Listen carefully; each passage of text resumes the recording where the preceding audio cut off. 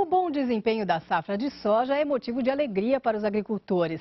Veja a situação nos principais estados produtores, começando pelo Mato Grosso. Em Sinop, norte de Mato Grosso, a colheita da safra de soja está praticamente encerrada.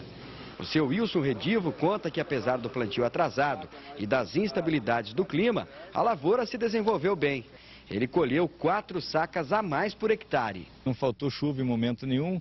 O período de chuvas atrasou no início, atrasou o início do plantio, mas no decorrer da cultura ele foi muito bom. Os agricultores também estão satisfeitos com o preço. Nos meses de janeiro e fevereiro, quando o mercado estava bem aquecido, a saca de soja chegou a ser comercializada aqui na região norte de Mato Grosso a R$ 41, praticamente o dobro em relação ao mesmo período na safra passada.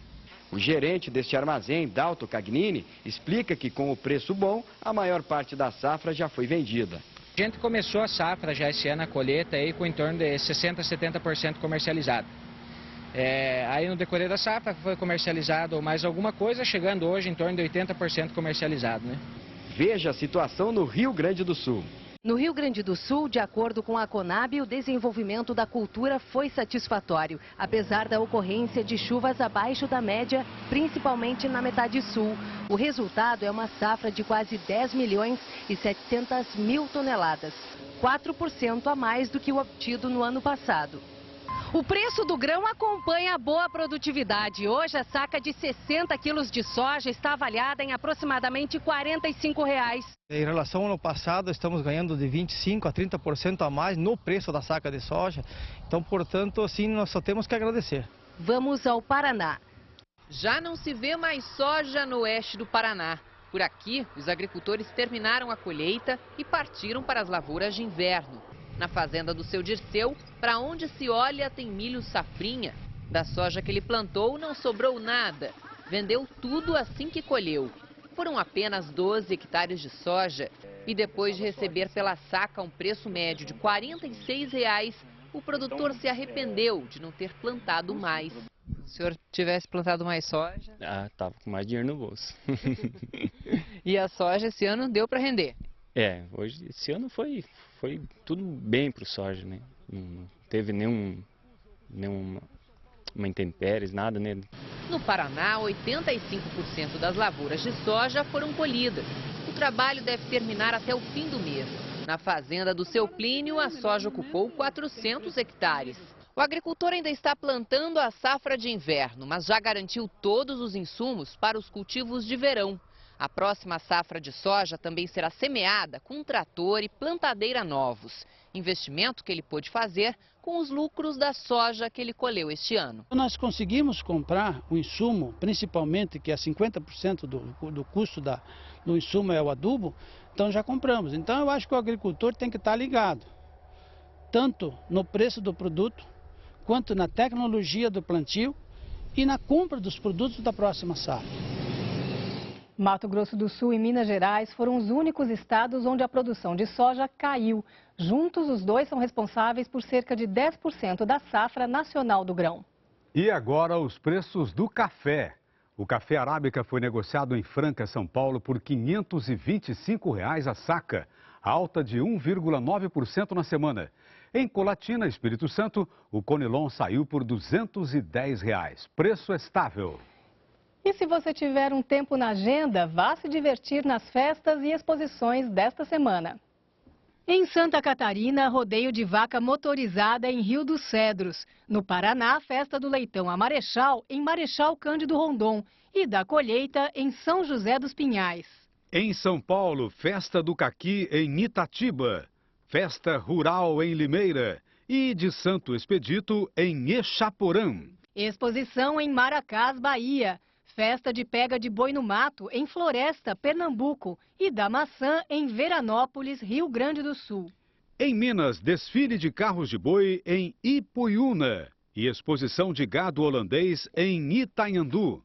Em São Paulo, exposição de orquídeas em Catanduva e Presidente Venceslau. O CTG, Centro de Tradições Gaúchas, é o nosso assunto daqui a pouco. Você vai conhecer Paixão Cortes, o criador do CTG. E saber como ele começou esse movimento cultural que já extravasou para além das fronteiras do Brasil.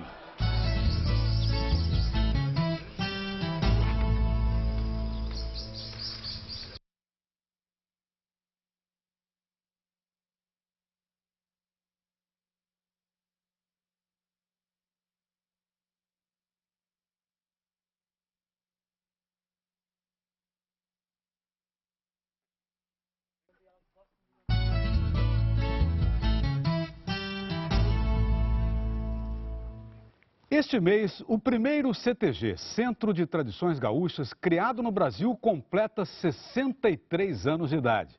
É o 35 CTG que fica em Porto Alegre. Surgido de um rompante juvenil, o CTG se transformou no que é provavelmente o maior movimento de cultura popular, organizado e centralizado do país. É o que mostra a reportagem do José Hamilton Ribeiro.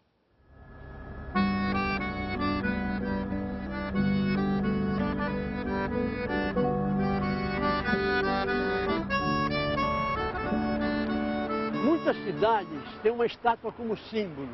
Nova York, Estátua da Liberdade, Rio de Janeiro, Cristo Redentor.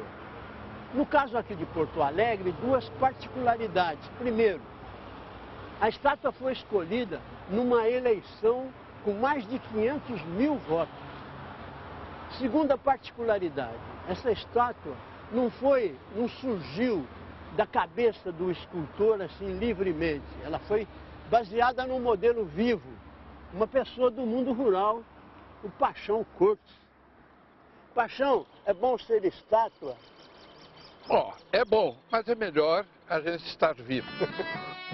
A forma em gesso do laçador, vista aqui na oficina do escultor Antônio Caringe, que também aparece na foto, ficou pronta em 1954.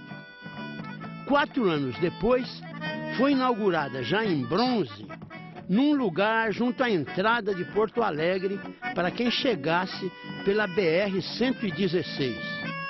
Nesta outra foto, mas isso já em 1977, Paixão se põe diante do laçador de bronze para mostrar como são bem parecidos o modelo e a estátua.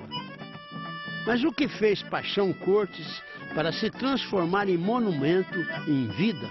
Dancei, cantei, sapateei e tenho a minha família. Afora esses aspectos artísticos, duas coisas eu distingo. Estamos indo para uma criação de ovelhas, cenário da primeira coisa que o Paixão fez. É do tempo em que ele, depois de formado em agronomia, era especialista em ovinos da Secretaria da Agricultura do Rio Grande do Sul. A tosquia tradicional de ovelha no Rio Grande do Sul foi feita sempre com esse aparelho aqui, ó, que é uma tesoura, mas chama um corte de martelo, porque no seu movimento ela bate assim, parece um martelo baixando. Paixão foi contra esse corte porque, além de ter de amarrar as 4 patas da ovelha e eventualmente feri-la, produzia lã de segunda. E o tosador, ficando em posição incômoda, rendia pouco. Introduziu então a tosa por maquininha. Um país mais evoluído da ovinocultura é a Austrália. E eu aprendi com os campeões mundiais e trouxe para o Rio Grande do Sul o sistema de tosquia australiana. O segredo dessa técnica é o ovino não botar a pata firme aqui. Como ela está, ó, ela está levantadinha para cima. Não tem como se apoiar, consequentemente não levanta. É só o jogo das pernas aqui, ó. Num livro sobre ovinos que escreveu na mesma época, Paixão propôs cortes especiais da carne de cordeiro e formas de melhor aproveitá-la. Ali no livro está esses aspectos ligados à criação, à tosquia australiana e 44 receitas sobre carne ovina. O importante é saber aproveitar o tipo da carne para um prato determinado. E aí a rentabilidade se torna muito maior.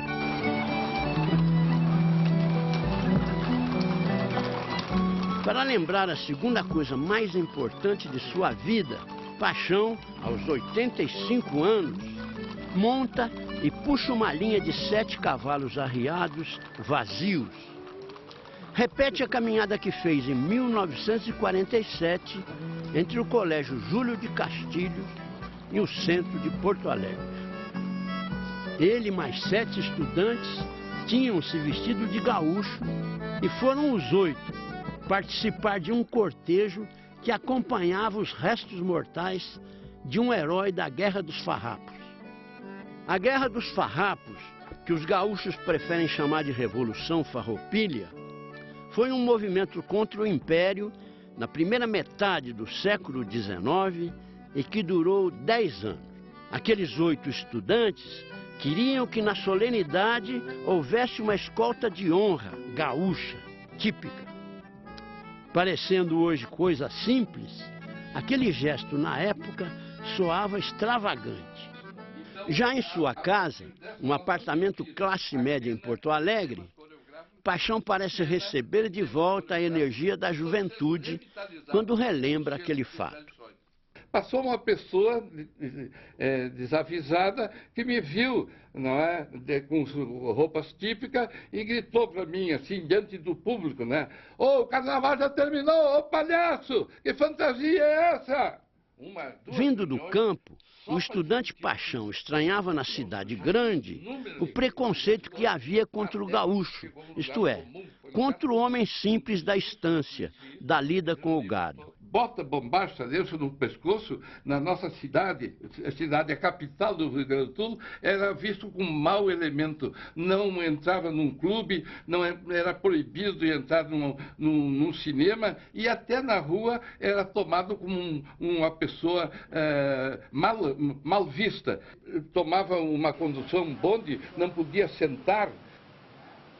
Resolveram então fundar uma entidade. Isso ainda em 1948, para cultuar a história e a cultura do Rio Grande, principalmente em relação ao mundo rural. Foram 3 dias de reunião só para escolher o nome. Afinal, veio o batismo, 35 CTG. CTG de Centro de Tradições Gaúchas. 35 para lembrar 1835, ano do início da Revolução Farroupilha. Mas a ideia, 3 anos depois da fundação, não estava dando muito certo, como lembra seu Odi Pedro, um daqueles pioneiros. Vivi grandes emoções aqui. Uma delas foi quando um cidadão que tinha sido patrão aqui da casa me procurou e falou que estava com uma missão muito triste para ser cumprida, que precisava fechar as portas do CTG 35, porque estava com dívidas e não tinha sede, uma sede. Eu falei, não faça isso, pelo amor de Deus, precisamos lutar. Começou então um movimento de pessoas e recursos tão forte que não só o 35 não fechou, como começou a acontecer o contrário. Passou a surgir CTGs, primeiro no Rio Grande do Sul, depois no país inteiro. E hoje existe em quase todos os estados. Roraima, 1. Acre, 1. Amazonas, 3. Rondônia, 33. Tocantins, 1. Rio Grande do Norte, 1. Bahia, 5. Goiás, 10. Mato Grosso do Sul, 19. Mato Grosso, 19. Espírito Santo, 1. Rio de Janeiro, 7. Minas Gerais, 2, São Paulo, 28, Paraná, 255, Santa Catarina, 586, Rio Grande do Sul, 1.611. E existem 12 CTGs no estrangeiro.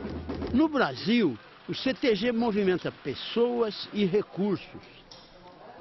Um dirigente nacional, seu Orival Bertolini, lembra que o CTG tem a parte esportiva, a parte recreativa e social, a parte campeira.